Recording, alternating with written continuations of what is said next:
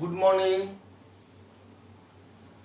आज हम लोग वर्ग 7वां का पाठ 7 पढ़ेंगे। शीर्षक होगा सरदार वल्लभ भाई पटेल। सरदार वल्लभ भाई पटेल जो थे, इस अध्याय में सरदार वल्लभ भाई पटेल जी के जीवन के बारे में वर्णन किया हुआ है। उसी को हम लोग को पढ़ना है ना। और सरदार भाई पटेल जी को लौह पुरुष भी कहा जाता है, लौह पुरुष भी कहा जाता है।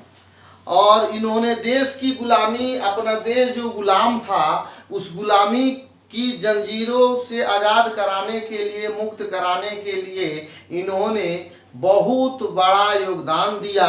इनका बहुत बड़ा योगदान है। इन्हें कई बार अंग्रेजों का जो है लाठी खाना पड़ा, बहुत दुख सहना पड़ा, बहुत बार जेल भी जाना पड़ा। ठीक है, तो इनके जीवन के बारे में पढ़ेंगे हम लोग। सारा देश जो है सरदार वल्लभ भाई को याद करता है ना। वह हमारे देश के होनहार और स्वाभिमानी पुरुष थे। वे हमारे देश के लिए एक मिसाल के रूप में माने जाते हैं। हमारे देश के लोग जो है इनको याद करते हैं, है ना। एक उन्होंने इस कहावत को चरितार्थ किया है। एक कहावत है कि होनहार विद्वान के होत चिकने पात से सभी को जो है प्रेरित किया है, आगे बढ़ाया है। यह कहावत कहीं सच्चे अर्थों में चरितार्थ हुई तो सरदार पटेल पर हुई है। सरदार पटेल जी पर जो है यह कहावत जो है चरितार्थ हुई है ना। लौह पुरुष के लक्षण उनमें बचपन से ही थे। लौह पुरुष के लक्षण जो थे बचपन से ही उनमें थे, बचपन से ही, है ना। इन अन्याय के विरुद्ध जो है जीवन भर संघर्ष करने वाले इस स्वतंत्रता सेनानी का जन्म 31 अक्टूबर 1875 को गुजरात के करमसद गांव में श्री झवेर भाई के घर हुआ था। झवेर भाई जो थे साधारण किसान थे और बहुत बड़े देशभक्त तथा साहसी वीर भी थे। ठीक है। सरदार वल्लभ भाई की शिक्षा दीक्षा प्रारंभ में करमसद गांव में हुई, है ना। जो प्रारंभिक शिक्षा जो थी, शुरू की जो शिक्षा थी वो करमसद गांव में हाई स्कूल की परीक्षा उन्हें नदियार से पास किया, है ना, जो बड़ौदा में है। बड़ौदा से उत्तीर्ण किए और 18 वर्ष की आयु में ही इनका विवाह हो गया। 18 वर्ष की अल्प आयु में ही, छोटी सी उम्र में जो है इनका क्या हो गया, विवाह हो गया। और 1908 में गुजरात में भयंकर प्लेग से पत्नी की मृत्यु हो गई। अब देखिए 18 वर्ष की उम्र में 1875 में जो है इनकी जन्म हुई है ना। और 1908 में और 18 वर्ष की उम्र में इनकी शादी भी होती है। और 1908 में जब प्लेग फैलता है, प्लेग रोग जब आती है तो उसमें उनकी पत्नी की मृत्यु हो जाती है। फिर भी वे अपने धैर्य पूर्वक, साहस पूर्वक अपने कार्य को करते रहे हैं, आगे बढ़ रहे हैं। वल्लभ भाई की इच्छा थी कि वे विदेश में बैरिस्ट्री पढ़े, वो विदेश जाए और वकालत पढ़े। लेकिन मार्ग में धनाभाव यानी धन का अभाव था। वकालत से जब उन्होंने अच्छा पैसा कमा लिया तो विदेश जाने की इच्छा पूरी करने में लग गए। जब वे जाने लगे, जब वकालत से कुछ पैसा कमा लिए तो इनकी इच्छा हुई कि वे विदेश चले गए। बड़े भाई जब बैरिस्ट्री पास करके वापस भारत आए तब वल्लभ भाई स्वयं विदेश गए और कठिन परिश्रम से बैरिस्ट्री की परीक्षा में प्रथम स्थान प्राप्त किया। भारत आने पर दोनों भाइयों ने वकालत से काफ़ी धन संग्रह कर लिया और वैभवशाली जीवन व्यतीत करने लगे। ठीक है। गुजरात सभा के अधिवेशन में ही दोनों भाइयों ने गांधी जी से भेंट की। तब बापू जी का प्रभाव पर्याप्त रूप से इन दोनों भाइयों पर पड़ा। जब ये लोग बैरिस्ट्री पढ़ करके आए तो गांधी जी से ये लोग मिले। गांधी जी का प्रभाव जो है इन लोगों पर पड़ा। बापू जी से प्रभावित होकर श्री विट्ठल भाई ने तो वकालत त्याग कर उनके बड़े भाई जो थे, वल्लभ भाई के बड़े भाई, वे त्याग दिए, वकालत को छोड़ दिए और छोड़ करके देश सेवा का व्रत ले लिए, देश सेवा का संकल्प ले लिए, है ना। 1919 में असेंबली के चुनाव में निर्वाचित हुए। तब वे पहली बार भारतीय, है ना, कांग्रेस के अध्यक्ष बनाए गए। वल्लभ भाई पटेल गांधी जी से प्रभावित होकर उनके शिष्य बन गए गांधी जी के। और असेंबली का जब चुनाव हुआ, विट्ठल भाई तो वो पहली बार जो है भारतीय राष्ट्रीय कांग्रेस के अध्यक्ष हो गए। ठीक है, वल्लभ भाई पटेल क्या हो गए, वो गांधी जी से प्रभावित होकर के उनके शिष्य बन गए। ठीक है, अंत में उन्होंने भी वकालत त्याग और स्वतंत्रता प्राप्ति के लिए अपने आप को पूर्ण रूप से देश को जो है समर्पित हो गए, देश को सेवा में जुट गए। वल्लभ भाई ने बेगार प्रथा का अंत करवा और खेड़ी जिले में सरकार से किसानों के लगान को भी माफ करवाया, है ना। अंग्रेजों से लड़े, अंग्रेजों से लड़ने के बाद से, है ना, वे देश जो लगान लगता था उस लगान को भी माफ करवाए और जनता बापूजी का जो हृदय जीत लिया।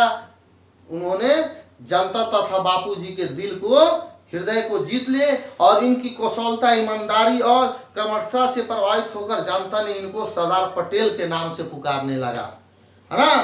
सरदार पटेल के नाम से जो है पुकारना शुरू कर दिया, है ना। जब असहयोग आंदोलन जब हुआ तो बराबरी का हिस्सा लिया गया और 1918 में वल्लभ भाई पटेल को जो है गुजरात में असहयोग आंदोलन का बागडोर संभालने के लिए दे दिया गया, बागडोर उनके हाथ में दे दिया गया। अपने बच्चों को सरकारी विद्यालय से हटा लिया, तब उनके सामने अपने बच्चों के साथ साथ अन्य बच्चों की भी शिक्षा का प्रश्न था। जब वो लोग सरकारी स्कूल में भेजते, सरकारी स्कूल से जब अपने बच्चे को हटा लिए तो अपने बच्चे को जब हटा लिए तो अब तो दूसरे बच्चे को भी पढ़ाने का, उसका भी, इसके निवारण हेतु उन्होंने गुजरात विद्यापीठ का जो है, गुजरात विद्यापीठ का स्थापना किया। 10 लाख की धनराशि एकत्र करने के पश्चात उन्होंने इस विद्यापीठ को विशाल तथा भव्य रूप प्रदान किया। कौन? सरदार पटेल। 1922 में गुजरात में भयानक बाढ़ से लाखों लोग बेघर हो गए। 1922 में बाढ़ आ गई, बहुत इतनी भयानक बाढ़ थी कि सभी लोग बेघर हो गए। बहुत सारे उनके कष्टों के निवारण के लिए उन्होंने एक स्वयंसेवक संघ, स्वयंसेवक दल की स्थापना की और साधारण स्वयंसेवक की भांति उन्होंने रात दिन कठिन परिश्रम किया और कर करके बाढ़ पीड़ित व्यक्तियों की उन्होंने क्या की? सेवा की, बाढ़ पीड़ितों की सेवा की। 1924 में अहमदाबाद नगर पालिका के अध्यक्ष निर्वाचित हो गए। ठीक है, 10 लाख की धनराशि, 4 वर्षों तक कार्यकाल में उन्होंने स्वास्थ्य रक्षा की योजना पर विशेष ध्यान दिया और नगर प्रबंध सुचारू रूप से चलाया। ठीक है, सरदार पटेल जो है, सरदार पटेल जो है ना, दूसरों के लिए अत्यंत सहानुभूति, दूसरों के लिए सहानुभूति प्रकट करते थे। 1928 में वो क्या किए कि बारडोली में भूमि के नए सुधार के जो है नए प्रबंध के कारण 30% की लगान वृद्धि के किसानों की कमर तोड़ रख दी। उनकी दुख गाथा सुनकर सरदार पटेल ने सरकार के विरुद्ध मोर्चे का संचालन किया। गुजरात के लिए बाहरी सहायता को यह कहकर उन्होंने अस्वीकार कर दिया कि बारडोली में जब तक एक सरदार है तब तक उसे अन्य व्यक्तियों की आवश्यकता नहीं है। जब तक यहाँ सरदार है तब तक किसी की आवश्यकता नहीं है। उनके आत्मविश्वास तथा असाधारण कार्य क्षमता का यह ज्वलंत प्रमाण है। फिर उन्होंने लोकमान्य तिलक के जन्मदिन पर मुंबई गए और जब मुंबई में गए तो जुलूस का नेतृत्व जो है सरदार पटेल जी को दे दिया गया और सरदार पटेल जी ने नेतृत्व किया। ठीक है, उसके बाद से प्रथम यात्रा का कारावास की प्रथम यात्रा का सौभाग्य 1931 में उनको प्राप्त हुआ। फिर गांधी जी इरविन समझौते के समय असंख्य कांग्रेसी नेताओं के साथ उन्हें भी जेल में रिहाई मिली। बहुत सारे लोगों की इरविन समझौता हुआ, समझौता होने के बाद से सरदार पटेल भी जेल से आए और कांग्रेस के बहुत सारे, और उनकी योग्यता, देशभक्ति की तीव्र लगन तथा दृढ़ता के साथ कराची कांग्रेस अधिवेशन में इनको अध्यक्ष बना दिया गया, है ना। कांग्रेस छत्र छाया में विकसित और संगठित होने लगी। इंग्लैंड में गोलमेज कॉन्फ्रेंस समझौता वार्ता में अवसर होकर गांधी जी के भारत लौटने पर सरकार ने फिर एक बार भारत के आत्मसम्मान को कुचल डालने का असफल प्रयास किया। सभी प्रमुख नेताओं के जेल के शिकंजों में बंद कर दिया गया। सरदार पटेल जो कैसे पीछे रह जाते, है ना, वो कैसे पीछे रहे, वो भी तो कुछ करना चाहते थे। तो फिर 2 वर्ष जेल में रहे, जेल में वो अस्वस्थ हो गए। 1934 में उनको जेल से रिहा कर दिया गया। फिर 1937 में कांग्रेस का काउंसिल हुआ, है ना, फिर उनको प्रवेश का अवसर मिला और 11 में से 8 प्रांतों का कांग्रेस का विजय का सरदार पटेल का सबसे बड़ा हाथ था। जब विजय का पटक्का हुआ तो उसमें जो विजय हासिल हुआ 11 जो था, उस 11 में से 8 प्रांत में, तो उसमें सबसे बड़ा योगदान जो था सरदार पटेल का था। ठीक है, फिर एक 8 प्रांतों के लिए एक प्रबंध के लिए प्रबंधकारिणी बनी, जो संसदीय सभा के सभापति बनकर कांग्रेसी मंत्रिमंडलों की स्थापना और कांग्रेस सरकार के नियंत्रण का कार्य उन्होंने बहुत कुशलता से किया है।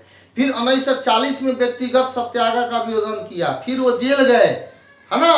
फिर 1942 में कांग्रेस में मुंबई अधिवेशन में भारत छोड़ो का प्रस्ताव पास हुआ और सरदार पटेल जोशीले भाषण दिए।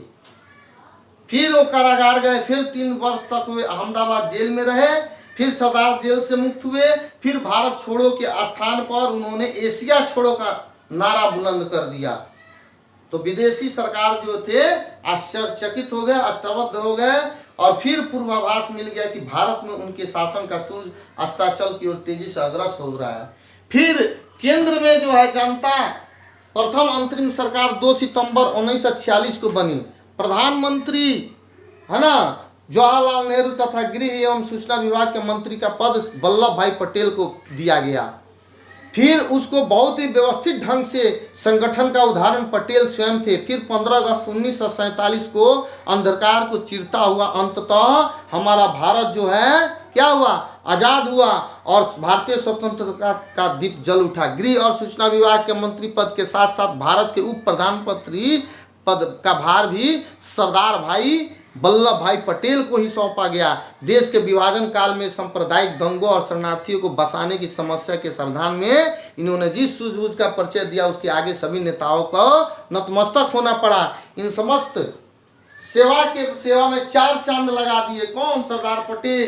जब वे भारत की 6 रियासतों का भारतीय संघ में विलय कर दिए, मिला दिए। उन्होंने अपनी कार्य क्षमता से सभी देशी राजाओं को वशीभूत कर लिया और अपनी बात मनवा लेने की अद्भुत शक्ति के बिना किसी उपद्रव और रक्तपात के सभी रियासतों का भारतीय संघ में सम्मिलित करके देश को सुसंगठित कर लिए। कौन? सरदार भाई वल्लभ भाई पटेल। और गांधी और जवाहरलाल नेहरू जैसे कर्मठ नेताओं ने उनकी इस नीति कुशलता और दूरदर्शिता को मुक्त कंठ से प्रशंसा की। फिर अपने जीवन में उन्होंने कभी अपने स्वार्थ के लिए किसी की कोई कष्ट नहीं दिया। तन मन धन से ये जो है समर्पित थे, है ना, भारत माता की सेवा करते रहे। अंत में अनवरत परिश्रम के परिणाम स्वरूप वे अस्वस्थ हो गए। भाई कोई मेहनत करेगा तो अस्वस्थ हो गए।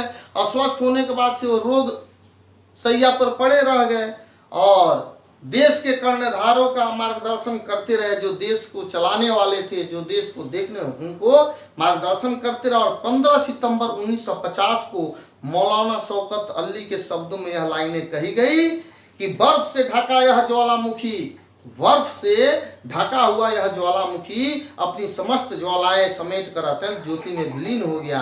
यानी उनके निधन से व्यवस्थित जनता को फिर ऐसा सरदार अभी तक नहीं मिल सका है, सरदार वल्लभ भाई पटेल के, है ना। तो उन्होंने देश के लिए, अपना देश जो गुलाम था उसमें इन्होंने बढ़ चढ़ कर हिस्सा लिया, भाग लिया और उन्होंने बहुत बार जेल जाना पड़ा। तो ये जो था सरदार वल्लभ भाई की जीवनी थी जी। जहां आप लोगों को जो भी समझ में नहीं आया हो उसको आप लोग पूछ लीजिए, है ना, समझा दिया जाएगा। और इसमें जो कठिन शब्द था उसको मैंने यहाँ लिख दिया है, इसको आप लोग अपने नोटबुक में नोट कर लेंगे और नोट करने के बाद से याद कर लेंगे। ठीक है, कोई समस्या हो तो पूछ सकते हैं। ठीक है, धन्यवाद।